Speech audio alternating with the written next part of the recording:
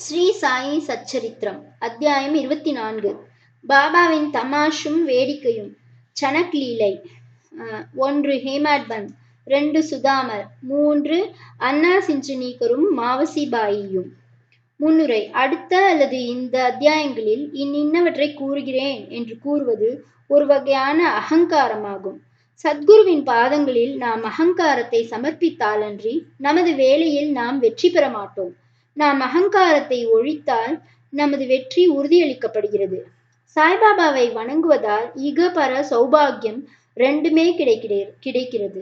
நம் உண்மையான இயற்கையில் நிலையாக்கப்பட்டு அமைதியும் மகிழ்ச்சியும் அடைகிறோம்.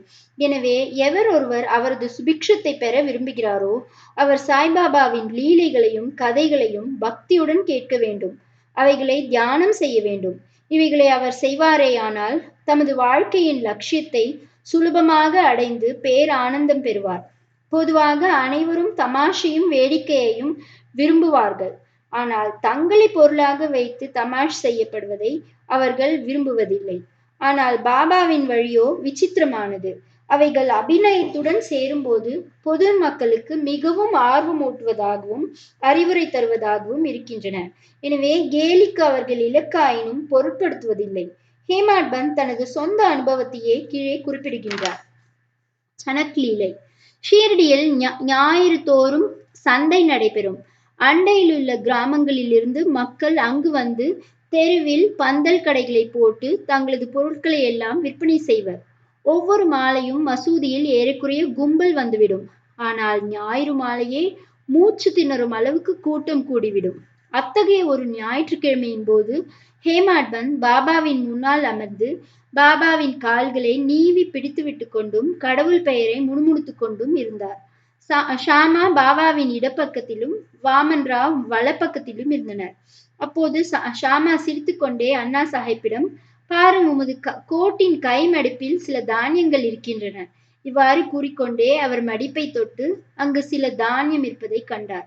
ஹேமாட் பந்த் விஷயம் என்ன என்று அறிவதற்காக தனது இடது முழங்கையை நீட்டினார். அப்போது அனைவரின் ஆச்சரியத்திற்கேற்ப சில பருப்பு மணிகள் உருண்டோடி கீழே வந்தன. சூழ்ந்து உட்கார்ந்திருந்தவர்களால் பொறுக்கி எடுக்கப்பட்டன. இந்நிகழ்ச்சியே தமாஷிற்கான விஷயமாக ஆனது. அங்கிருந்த அனைவரும் எங்கனம் தானியம் கோட்டு மடிப்புக்குள் சென்று அவ்வளவு நேரமும் அங்கேயே இருந்தன என்று வியந்தனர். ஹேமாட் பந்துக்கும் அவைகள் எந்த வழி நுழைந்து அவ்வளவு நேரமும் அங்கே இருந்திருக்கின்றன என்று யூகிக்க இயலவில்லை.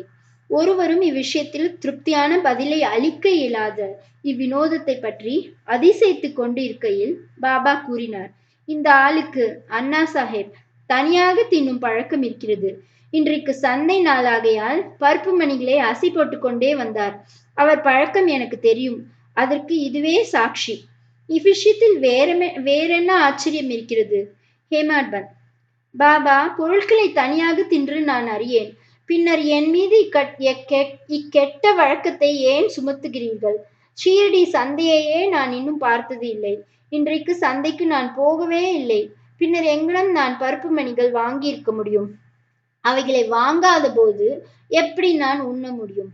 எனது அருகில் உள்ளவர்களுக்கு பகிர்ந்து கொடுக்காமல் நான் ஒருபோதும் எதையும் சாப்பிடுவதில்லையே. பாபா, அருகில் இருப்பவர்களுக்கு நீர் கொடுப்பது உண்மைதான்.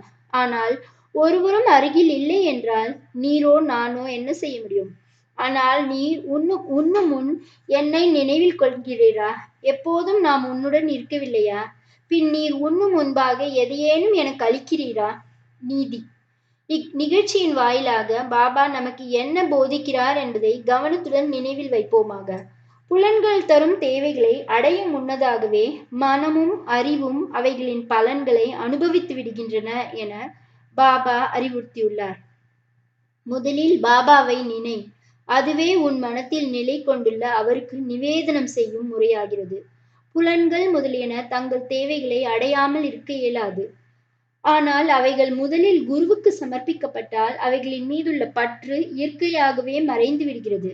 இவ்விதமாக ஆசை, கோபம், வெறுப்பு முதலியவை பற்றி நமது எல்லா எண்ணங்களும் முதலில் குருவிடம் சமர்ப்பிக்கப்பட்டு அவரை நோக்கி செலுத்தும் பயிற்சியானது அளிக்கப்பட்டால் எல்லாவித எண்ணங்களையும் நீ களைவதற்கு கடவுள் உதவிட செய்வார். பொருட்களை அனுபவிக்கும் முன் பாபா அருகிலோ அல்லது அங்கிருப்பதாகவோ நினைத்து கொண்டால் அப்பொருள் அவர் அனுபவிக்கத்தக்கதா அல்லவா என்ற கேள்வி உடனே எழும். பின் அனுபவிக்கத்தகாதவை எல்லாம் நம்மால் ஒதுக்கப்பட்டு நமது தீய பண்புகள் அல்லது செயல்கள் நம்மை விட்டு மறைகின்றன. நமது பண்பும் வளர்கிறது.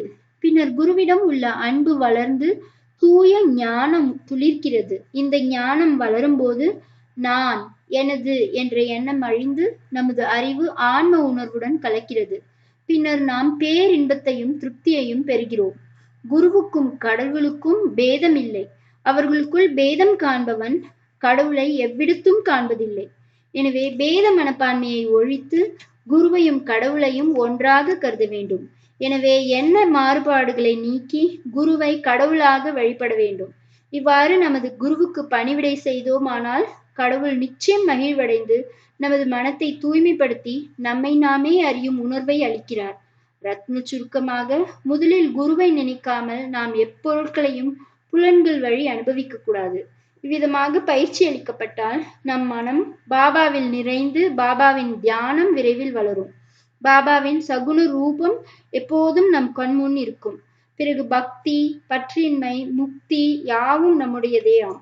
இங்கனமாக நமது மனக்கண்களில் பாபாவின் ரூபம் நிலைப்படுத்தப்பட்டால் நாம் பசிதாகத்தையும் இச்சம்சார வாழ்க்கையையும் மறந்து விடுகிறோம். உலக போகங்களில் நமக்கு இருக்கும் ஞாபகம் மறைந்துவிடும். நமது மனம் அமைதியையும் மகிழ்ச்சியையும் அடையும். சுதாமரின் கதை. மேற்கூறிய கதை சொல்லப்படும் போது ஹேமாட் பந்த் அதே மாதிரியான சுதாமரின் கதையை நினைவு கூறுகிறார். அதே தத்துவத்தை அக்கதையும் விளக்குவதால் இங்கே கொடுக்கப்பட்டிருக்கிறது. ஸ்ரீ கிருஷ்ணரும் அவரது அண்ணனான பலராமரும் சுதாமர் என்று கூட படிக்கும் நண்பருடன் சாந்தீபினி என்ற அவர்களது குருவின் ஆசிரமத்தில் வசித்து வந்தனர். ஒருமுறை கிருஷ்ணரும் பலராமரும் காட்டிற்கு விறகு கொண்டு வருவதற்காக அனுப்பப்பட்டனர். பின்னர் சாந்தீபினியின் மனைவி அதே போல் சுதாமரையும் மூவருக்கும் ஆன கடலை பருப்புகளுடன் காட்டுக்கு அனுப்பினார். கிருஷ்ணர் சுதாமரை காட்டிலேயே கண்டபோது அவரிடம், தாதா, நான் தாகமாய் இருப்பதால் எனக்கு தண்ணீர் வேண்டும் என்றார்.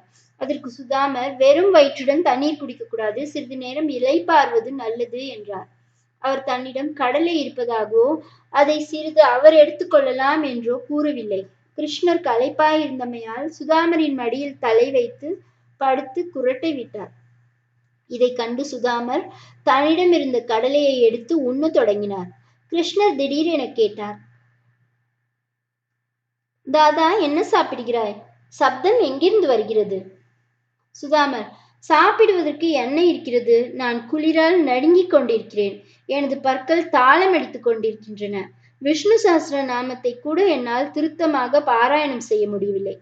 இதை கேட்ட சர்வ வியாபியான கிருஷ்ணர், மற்றவர்களது பொருட்களை உண்ணும் ஒரு மனிதனை கனவில் கண்டேன். அதை பற்றி கேட்டபோது தின்பதற்கு ஒன்றுமில்லை என்ற பொருளில், என்ன மண்ணா தின்பதற்கு உள்ளது என கேட்டான். அதற்கு மற்றொருவன், அது அங்கனமே இருக்கட்டும் என்றான். தாதா, இது ஒரு கனவுதான். நீ எதையும் எனக்கில்லாமல் உண்ண மாட்டாய் என்று எனக்கு தெரியும். ஆயினும் கனவில் கண்ட ஞாபகத்தில் நீ என்ன உண்கிறாய் என்று நான் கேட்டேன் என்றார். சர்வ வியாபி ஸ்ரீ கிருஷ்ணரை பற்றியும் அவர் தம் லீலையை பற்றியும் சுதாமர் எல்லளவேனும் அறிந்திருப்பாராயின் அவர் அவ்வாறு நடந்து கொண்டிருக்க மாட்டார். எனவே தன் செய்கைக்காக அவர் வருந்த வேண்டியதாயிற்று. அவர் கிருஷ்ணரின் நெருங்கிய நண்பரான போதும் கூட தமது வாழ்க்கையை அவர் அஷ்ட தரித்திரத்தில் கழிக்க வேண்டியதாயிற்று.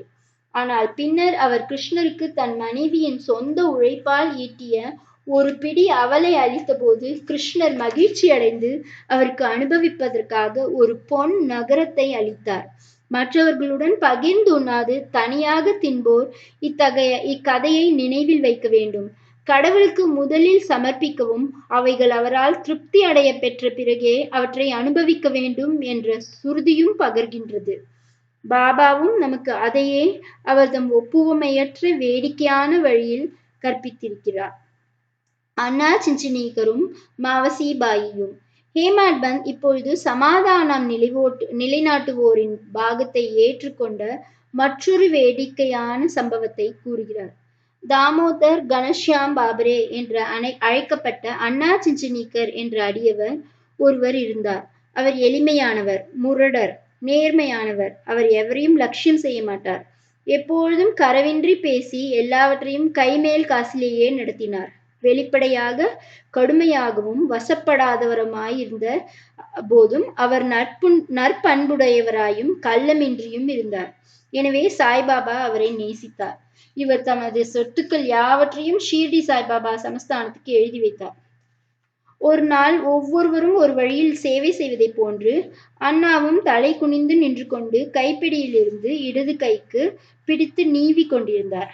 அம்மா என்று பாபாவாலும் மாவசிபாயி என்று பிறராலும் அழைக்கப்பட்ட கிழ விதவையான வேணுபாயி கௌஜல்கி வலது புறத்தில் அவளுக்கே உரிய விதத்தில் சேவை செய்தாள். மாவசிபாயி தூய உள்ளத்துடன் கூடிய முதியவள். அவள் தன் இரு கைவிரல்களையும் கோத்து கொண்டு பாபாவின் அடிவயிற்றை சுற்றி அழுத்தமாக பதித்து பிசைந்தாள். அடிவயிறே தட்டையாய் விடும்படியாக வேகத்துடன் சேவை செய்து கொண்டிருந்தார். பாபா இப்படியும் அப்படியும் புரண்டு கொண்டிருந்தார். மற்றொரு புறமிருந்த அண்ணா நிதானத்துடன் இருந்தார். ஆனால் மாவசிபாயின் அசைவுகளுடன் அவளது முகமும் அசைந்தது. ஒரு தரம் அவளது முகம் அண்ணாவின் முகத்திற்கு மிக அருகில் வந்துவிட்டது. வேடிக்கையான பண்புடைய அவள், ஓ, இந்த அண்ணா ஒரு கெட்டவன். அவன் என்னை முத்தமிட விரும்புகிறான். அவனுக்கு தலை நரைக்கும் வயதாகியும் என்னை முத்தமிடுவதில் அவனுள் வெட்கப்படவில்லை என்றாள். இச்சொற்கள் அண்ணாவை கோபாவேசமடையச் செய்தன. முஷ்டியை மடக்கி விட்டு கொண்டு அவர், நான் ஒரு கெட்ட கிழவன் என்றா கூறுகிறாய்? நான் அவ்வளவு முட்டாளா? நீயே சண்டையை ஆரம்பித்தாய். என்னுடன் சண்டையிட்டுக் கொண்டிருக்கிறாய் என்றார். அங்கிருந்த அனைவரும் அவர்களுக்கிடையே நடைபெறும் விஷயங்களை ரசித்துக் கொண்டிருந்தனர். அவர்கள் இருவரையுமே பாபா சமமாக நேசித்தார். சண்டையை நிறுத்த விரும்பிய அவர் இவ்விஷயத்தை மிக திறமையுடன் கையாண்டார். அன்புடன் அவர் கூறினார், அண்ணா, ஏன் அனாவசியமாக இக்கூச்சலையும் குழப்பத்தையும் உண்டாக்குகிறாய்? தாய் முத்தமிடப்படும் போது உள்ள நெறியின்மை அல்லது தீங்குதான் என்ன என்பது எனக்கு விளங்கவில்லை என்றார். பாபாவின் இம்மொழிகளை கேட்ட இருவரும் திருப்தி அடைந்தனர். எல்லோரும் மன மகிழ்வுடன் தங்கள் உள்ளம் நிறைவடையும் வரை சிரித்தனர். பாபாவின் குணாதிசயம். பக்தர்கள் பால் அவரின் சார்பு. பாபாவின் அடியவர்கள் அவர்களுக்குரிய வழியிலேயே அவருக்கு சேவை செய்ய அவர் அனுமதித்திருந்தார். இதில் பிறர் தலையிடுவதை அவர் விரும்பவில்லை. உதாரணமாக, இதே மாவசிபாயி மற்றொரு சந்தர்ப்பத்தில் பாபாவின் அடிவயிற்றை தேய்த்து விட்டு கொண்டிருந்தார். அவள் உபயோகித்த கடுமையையும் வேகத்தையும் கண்டு மற்ற அடியவர்கள் எல்லாம் மனம் தளர்ந்து கவலை கொண்டவர்கள் ஆனார்கள். அவர்கள், ஓ அம்மா, இன்னும் நிதானமாகவும் மெதுவாகவும் செயல்படு. அல்லாவிடில் பாபாவின் இரத்த குழாய், நரம்பு இவைகளை உடைத்து விடுவாய் என்று அவளிடம் கூறினார்கள். இதன் பேரில் பாபா உடனே தம் இருக்கையை விட்டு எழுந்தார். தமது சட்காவை தரையில் ஓங்கி அடித்தார். அவர் கோபாவேசம் அடைந்தார். அவரது கண்கள் நெருப்பு துண்டம் போல் ஆயின. ஒருவருக்கும் அவர் முன்பு நிற்கவோ பேசவோ தைரியம் இல்லை. பின்னர் அவர் சட்காவின் ஒரு முனையை தன் இரு கைகளாலும் எடுத்துக்கொண்டு வயிற்றிலுள்ள தொப்புளின் குச்சியின் ஒரு நுனியை அமுக்கினார்.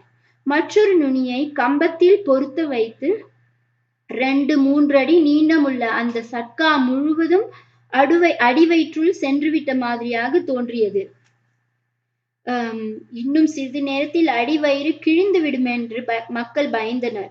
தூண் உறுதியானது, அசையாதது. பாபா அதன் அருகில் மிக மிக நெருக்கமாக போக தொடங்கி தூணை பலமாக அணைத்தார். எந்த வினாடியிலும் வயிறு கிழியும் என எதிர்பார்க்கப்பட்டது. அவர்கள் எல்லாம் பீதி அடைந்து என்ன செய்வதென்று தெரியாமல் பயத்தாலும் வியப்பாலும் ஊமையாகி நின்றார்கள். பாபா தமது அடியவனுக்காகவே இவ்விதம் கஷ்டப்பட்டார். மற்ற அடியவர்கள் மாவசிபாயிடம் அவளது சேவையில் இன்னும் நிதானமாக இருக்கும்படியும் பாபாவுக்கு எவ்வித வலியையோ தொல்லையையோ உண்டாக்க வேண்டாம் என்றும் குறிக்கவே விரும்பினர். நல்லெண்ணத்துடனே அவர்கள் இதை செய்தனர். ஆனால் பாபா இதை கூட பொறுக்கவில்லை. தங்களது நல்லெண்ண முயற்சியினால் பெரும் துன்பம் விளைவிக்கும் இத்திடீர் விளைவை கண்டு அவர்கள் ஆச்சரியமடைந்தனர். காத்திருந்து பார்ப்பதை தவிர அவர்களுக்கு வேறொன்றும் செய்ய முடியவில்லை. அதிர்ஷ்டவசமாக பாபாவின் ஆவேசம் சீக்கிரம் குளிர்ந்தது. அவர் குச்சியை விட்டுவிட்டு தன் இடத்தினுள் வந்து அமர்ந்தார். இதிலிருந்து அடியவர்கள் மற்றவர் சேவைகளில் குறுக்கிடக்கூடாது என்றும் தாங்கள் விரும்பிய வண்ணமே பாபாவுக்கு அவர்கள் சேவை செய்ய விட்டுவிட வேண்டும் என்கிற பாடத்தை தெரிந்து கொண்டனர். ஏனெனில் அவர்கள் செய்யும் சேவைகளின் மதிப்பையும் தகுதியையும் பாபாவே அளக்க வல்லமையுடையவராய் இருக்கிறார். ஸ்ரீ சாயியை பணிக. அனைவருக்கும் சாந்தி நிலவட்டும்.